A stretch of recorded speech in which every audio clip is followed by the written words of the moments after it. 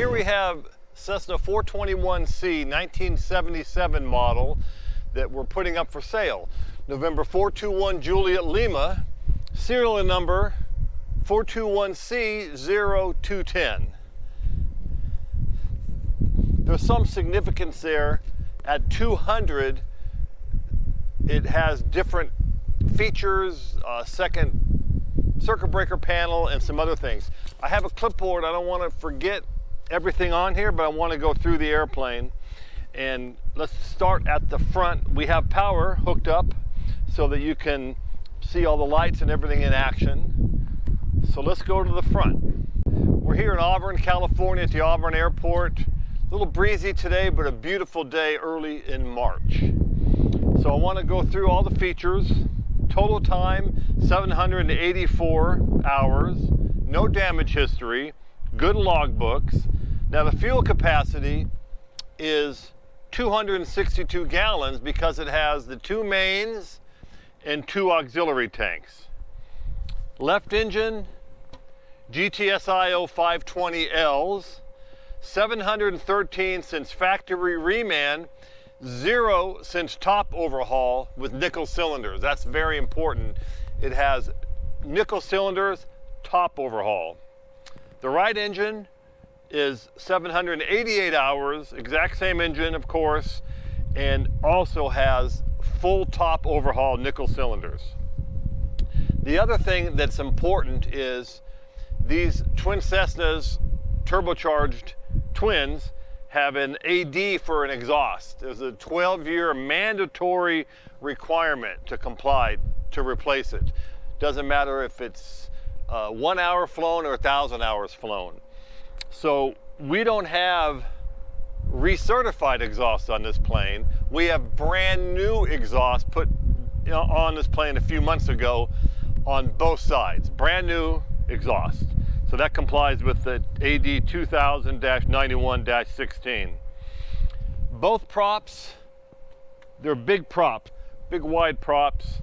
Both of them have 285 hours since overhaul, and we had them resealed in January of 2024. 2 annuals ago, the annual was performed by TAS Aviation in Ohio, premier twin Cessna shop in Defiance, Ohio. Last year, it was performed by 907 Aviation, also in Ohio, and then it flew out here in June, 10-hour flight, stopped for fuel, no issues, flew well. Pitot-static is good for another 18 months. It was performed during the annual in June of 2024. We have an inside G4 engine monitor. I'll show you when we go inside. We have Vortec generators. You can see the power pack spoilers and speed brakes that an airplane has. It's a known ice aircraft. Known ice has wing boots. It has wing root boots, heated windshield, dual pitos, and also has heated, you can hear that, heated stall vane. That's what makes it known ice. Tail, vertical stabilizer, all boots, all working well, and you can see they're in excellent condition. Now, everything on this plane is operational, and we made sure that every switch, every light works. So let's just run through it. Let's start here. So here's the de-ice light for this side. Here's your position light for the left side.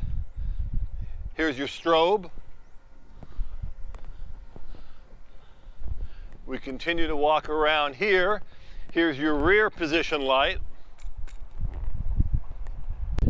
Here is strobe, position light on this side. De-ice light on this side.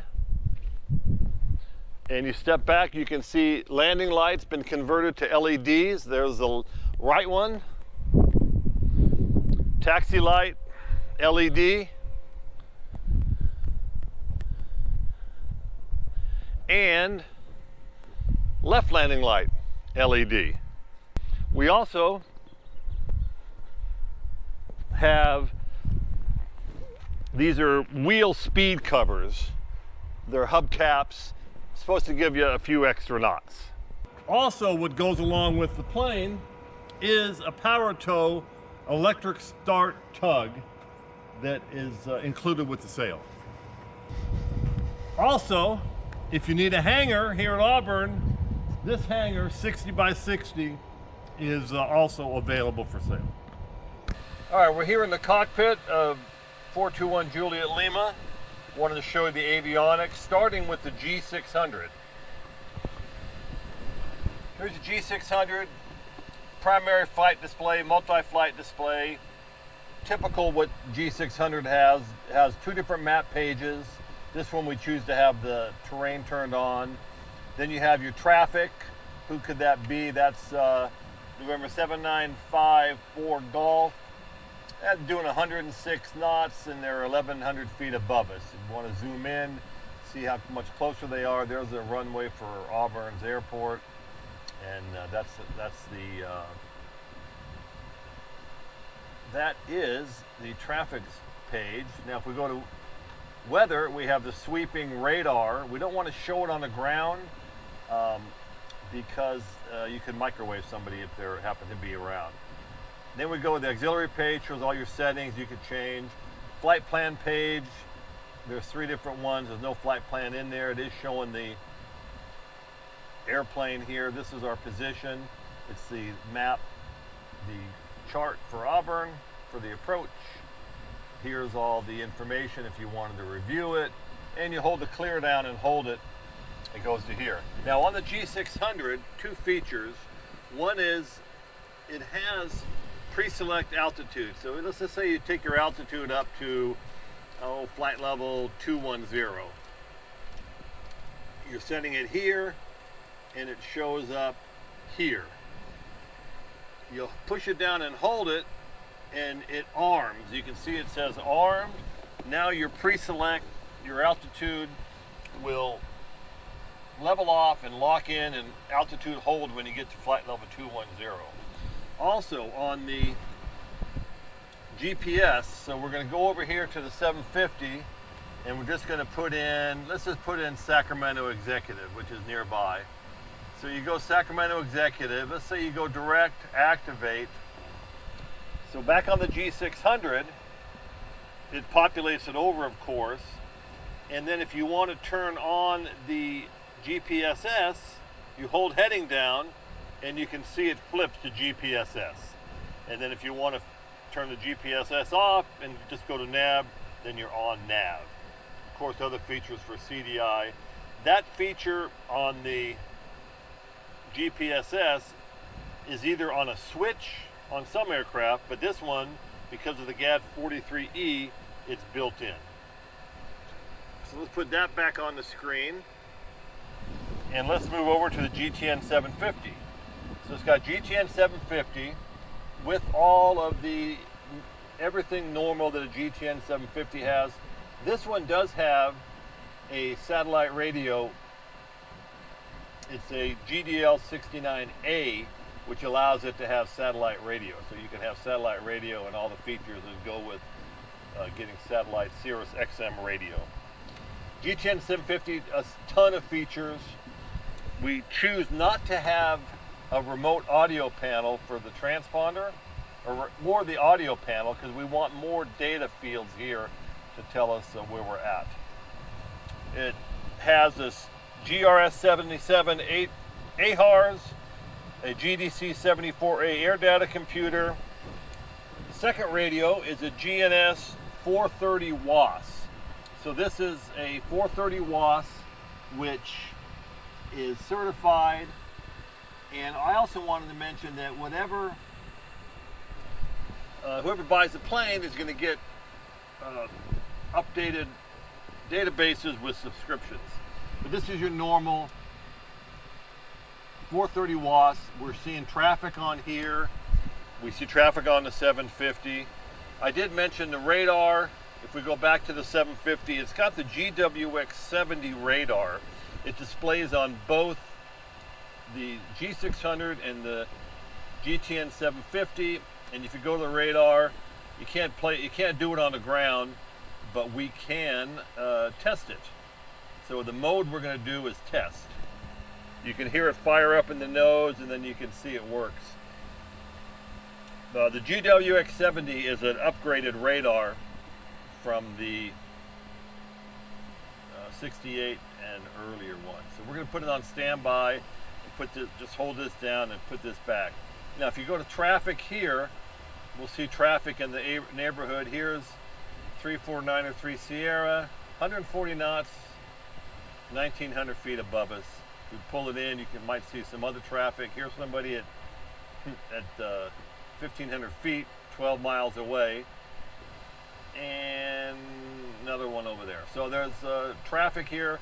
It goes out to 48 miles on a GTN 750. The audio panel is a Garmin GMA 350 with voice recognition audio panel. You can push to talk. It's a button here on the yoke right here, and you can give it commands. I choose not to use those very often, but they are available. The transponder is a GTX 330 Garmin, of course, with ADS-B. Autopilot is a Cessna 800B Autopilot, built-in yaw dampener, and it works very well with the GAD 43E for pre-select, altitude, and GPS-S. We went a couple times to the avionics shop, Sacramento Executive Autopilots, and had them tune this up. I didn't like the intercept rate, and they turned the gain up. So this Autopilot is tuned up and running well. It has the Flight Stream 210, so all the units talk to each other, including Garmin Pilot on your iPad or ForeFlight if you have it. It's got a Garmin GDL 88 data link. I mentioned the Garmin GDL 69A Sirius XM satellite receiver. Vertical card compass. It's got the PS audio gear. Let's just turn this down. It's the PS audio gear warning.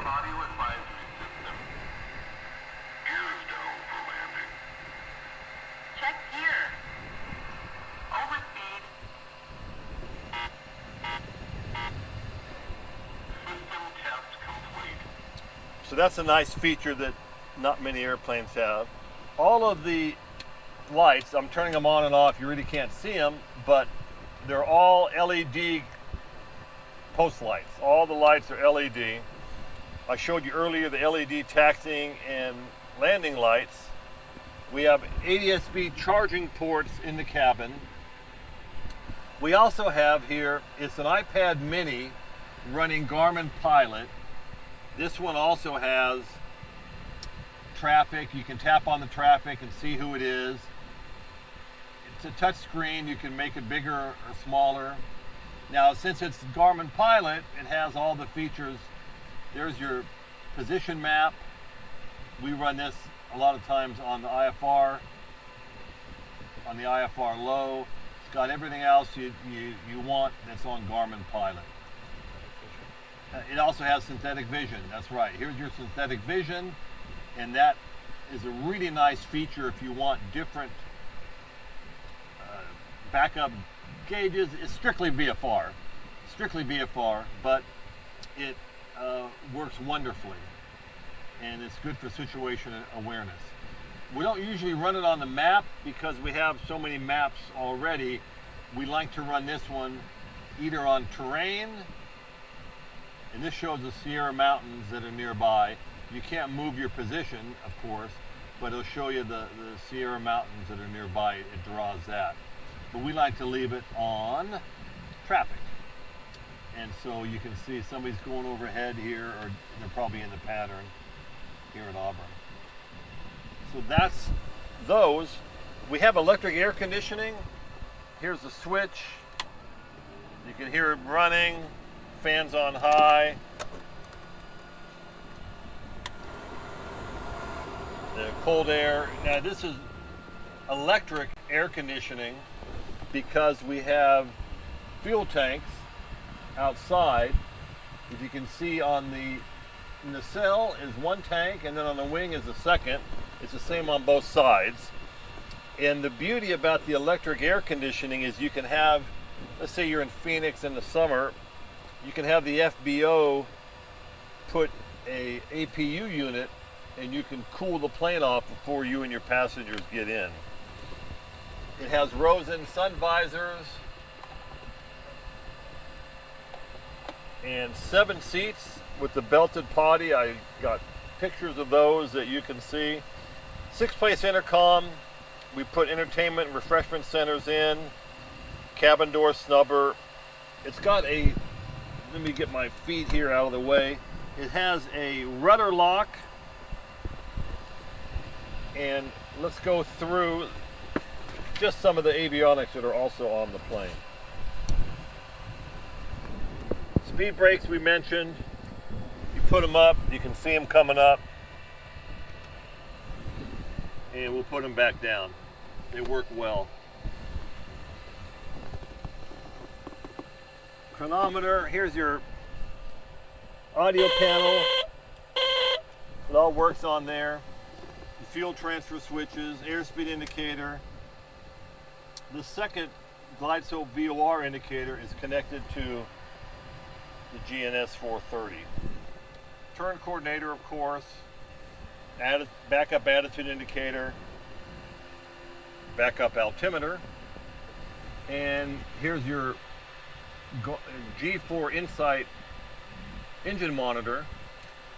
And the factory gauges for the fuel flow, RPM, gas gauges, outside air temperature, and everything on the 6-pack side. Mode selector for the Autopilot.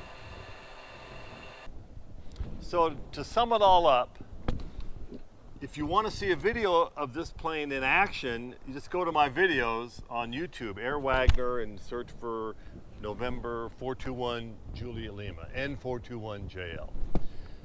What I wanted to do with this plane is to make it like it was my own, like my 421, which is in the hangar over there. Everything on this plane that's installed is working. Every light switch, every light bulb, every switch, the cup holders. Oh yeah, big thing. We modified the cup holders in the cabin to be able to hold a soda. We had to put a little shelf on it. The main thing is this aircraft was prepared like I would be keeping it. If you ask my wife, she wants me to keep this one and sell that one. But this was a plane that's up for sale, and it's done just like if I was keeping it. I want to reiterate the fact about the exhaust is new, and it has a top overhaul. There's notation in the logbooks about the inside of the engines, because whenever you take the cylinders off, you want to inspect the cam and the lifters. Well, they're excellent condition. And if anyone knows that bathtub curve, the reverse curve, a new engine has a higher probability of failure.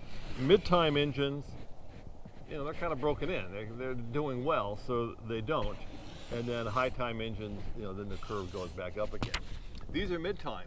New cylinders, new exhaust, and everything's done. If someone buys this plane, they don't have to do anything. I'm not saying, this is inoperative, this is placard, it doesn't have this, you need to do that, everything's good. No, new brakes, new tires, everything's done. It's a really, really nice plane. So we're going to list this plane for sale on Controller, Trade-A-Plane, Barnstormers. And you can see I've had during this whole video my email address running, jerry7wagner@gmail.com, and a number we set up for the plane, 530-823-5761. So you saw the video. Now you're asking, All right, Jerry, how much is it? All right, this is being listed for $525,000. And what do you get for that? You get the Mac Daddy, the top dog of the piston twins. Powerful engines, safe for your family. You know, I lost an engine in flight. You can see it on my video. And these 375 horsepower engines, you know, I flew 20 something minutes on one engine easily to get to a safe airport for landing. That means a lot. All the twin Cessnas that I've had, the single engine service ceiling was important to me. All right. Now you also got a potty with a privacy curtain. For the guys, you got a relief tube, pressurized cabin. You can fly through ice. I got a couple videos where I was iced up, flying down to LA, no problem. The plane can handle it. It's an all-weather plane. If you were to choose a better cabin class piston airplane in the fleet, you can't find it. This one is it. And everything on it is ready. It's turnkey, as they say. Turnkey, ready to go. I'm putting up some still pictures after this video, on the video, but right now, and you can see some of the interior and the rest of the features on the plane. And here's this big, beautiful plane from the outside. Now I have the curtain drawn. This is what it looks like from the back towards the potty area and the other seats. I gotta throw in one picture with the potty being shown so you can see where it is for those that aren't quite familiar with it. Here it is with the potty down and the seat with the seat belt in place there. This is the view looking back from behind the pilot and co-pilot seat. You can see the configuration. You can push that seat back, that 7th seat back to get entry, then slide it back forward. Here it is with the seat out and the tables down. We normally don't fly with that extra seat in there for more room. This is looking from the back to the front to the cockpit, those two seats there. Here's the pilot seat, sheepskin covered, and then here is the co-pilot seat, also sheepskin covered.